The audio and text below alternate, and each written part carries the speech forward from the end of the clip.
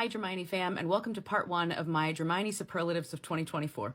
I did get a comment recently reminding me that we don't rate fanfiction, and I just want to be clear, I'm not at all rating. I hope that doesn't come across. When I made my top 10 list, or when I list these, I'm only seeking to glorify as many Dramiones as I possibly can. If I put Dramione in my number one spot, that in no way means that I think others are lesser. It really just is about their effect on me. Every time I finish a fic, I think, well, that was the best one I've ever read. There's no shade. They're all good. I love them all. I would never want to say anything bad about them because I know they are gifts, and that's all. This video is going to be about general feels, genres and general feels. I'll give a mini elevator pitch for each one. So without further ado, let's get into it. Okay, so the scariest Dramione that I read in 2024 is without question A Certain Slant of Light by One Bed to Rule Them All.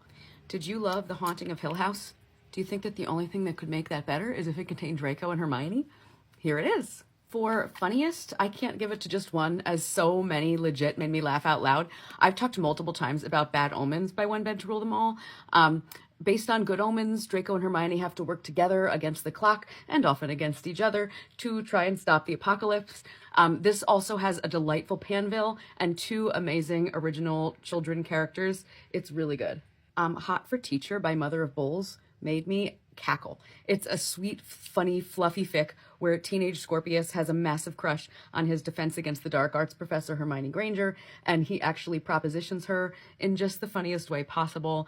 In the aftermath of this, Draco and Hermione fall for each other with full support from friendly sexpots Harry and Ginny.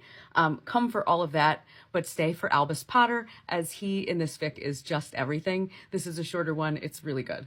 Finally, Olivia Blake is my new Dramione Northern Star, and while not all of her fics are funny, the ones that are seriously so funny. She is just the cheekiest. Divination for Skeptics is hilarious. How to Win Friends and Influence People is hilarious. And if you haven't read Amortentia, download it now because it's just like a great little palate cleanser. If you are just in the mood for like a quick little shot, it's got all these short stories in it, specifically the Bachelorette pieces, which incidentally were the only fic that ever made me ship Hermione with Harry a little bit.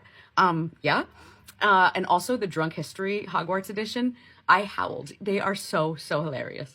All right, for sweet fics, and by sweet fics, I mean fics that feed your soul with loveliness while also allowing a little catharsis and some Ron bashing. Apple Pies and Other Amends by To Eat a Peach. Hermione teaching Draco how to bake in an effort to heal both of them post-war. It's quite literally the sweetest. So sweet. And yes, there's Ron bashing.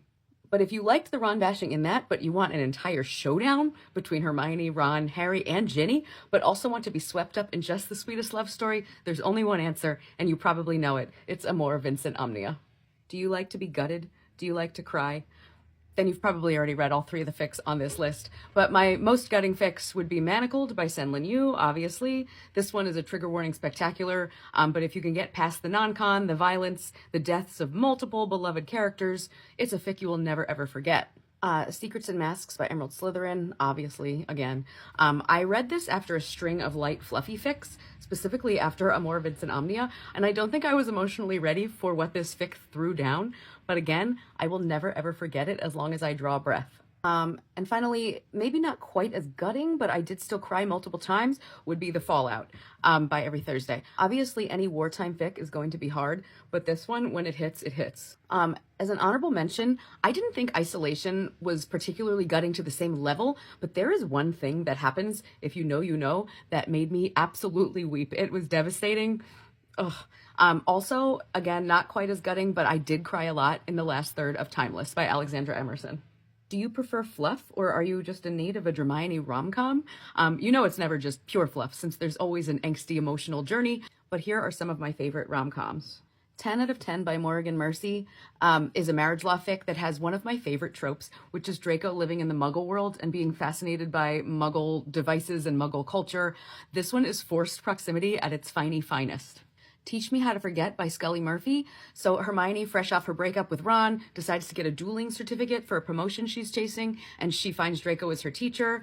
This is a slow burn, piney adventure that also has one of my favorite tropes. You know when they finally stop saying Malfoy and Granger and start using their first names? Yeah, this one does that really well. I've already mentioned Apple Pies and Other Men's by To Eat a Peach. That one is literally a confection of loveliness, so it's a great HEA rom-com. Not without its darkness, but it is fluffy in the long run. Meet Your Match, also by Morrigan Mercy, is a fluffy but angsty, spicy but emotional good time. This one deals with bullying in a way I thought was really poignant. That's a love. Universal Truths by Scully Murphy is a Pride and Prejudice Dramione meet cute made in heaven. As a Jane Austen girly through and through, I was very impressed with the reworking of the story here. This was also the first fic that really made me like Astoria. It's pretty great. And finally, I hesitate kind of to put this one in here because I think that there's a lot more emotional stuff going on and there's a lot of darkness in this one. But in the end, it, I guess, still is a rom-com, and that is Remain Nameless by Hey Jude 19. That one, you know, Draco and Hermione just healing together, having their little coffee shop dates. It's just the best. I love it so much. Do you like your spice as more of like a side dish to a really exciting, unique, well-constructed, well-placed plot? Look no further than The Disappearances of Draco Malfoy by Riley Redgate or Speechwriter. It's YA, so the spice is YA, but this Year 7 Battle of Hogwarts rewrite was truly stellar. One of my recent videos that got a lot of views was about Things Without Remedy by One Bed to Rule Them All. So if you've seen that video of mine, you know that's definitely a unique, exciting plot about adult Draco and Hermione finding themselves stuck in the past around the time of the Second Wizarding War. It's forced proximity, it's pining, it's healing, but with just so many exciting twists and turns. Next is Apostasy by Daedra Lynn. This is maybe one of the most unique plots I've ever read, and it is the only one where Hermione willingly joins the Death Eaters that I've ever read. There might be others out there, but it's the only one I've read like that. It's also a Ron and Harry basher to beat them all, but if you love the morally gray Draco and Banff Hermione, this one is for you. Next, I know I won't shut up about How to Win Friends and Influence People by Olivia Blake, but the plot of this fic is incredible and epic and amazing. You will fly through this thick 1,000-page fic. Do you love a fic where the beauty of the writing sweeps you away and has you fangirling over the author wanting to read everything they've ever produced? Same. My pick for the most beautiful fics are A Year and a Day by A.M.L. Coco. Draco and Hermione in their mid-30s marry to ensure Draco's full custody of his teenage son Scorpius. It's a gorgeous journey. It's a gorgeous epilogue. It's gorgeous character rendering. It's just gorgeous writing. I mean, obviously, DeMat Mobile by Brigitte Knightley, Draco Malfoy and the Mortifying Ordeal. There are lines in this fic that will live in my soul for eternity for their loveliness. The banter, the moments, the wisteria, the tell your cat I said it's OG for a reason. And finally, Love and Other Historical Accidents, or literally anything by Pacific Rimbaud. There was science and time travel in this fic, which was just brilliantly done, but the writing of this fic will whisk your heart back in time 200 years along with them when long looks and gentle touches like spoke volumes. It's so lovely, it's so beautiful, it's so funny, it's all the things stellar. Sorry, I can't talk and put on lip liner. Speaking of Pacific Rimbaud, we're at my final category, which is one-shots. And my answer to my favorite one-shots is Pacific Rimbaud. Any of them. I refuse to pick. Les Pèlerins, Draco and Hermione spend a day reconnecting in Paris. Keep It Like a Secret, where they engage in a one-year relationship with an expiration date, only to find that their feelings have gotten too big. On the Virtues of Inexhaustible Burning, where Draco gives Hermione gifts every year until they finally speak their truths. Or I'm Never Lonely When I'm With You, where college student Hermione moves into Draco's flat in a time of need, and their gorgeous friendship develops into love. Good God, what that author can do in a one-shot is absolutely incredible. Also, one more shout out to Amartentia.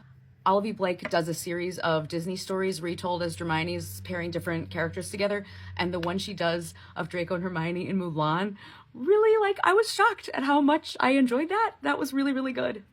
Okay, so stay tuned for more superlatives coming soon, and I'll see you next time. Bye.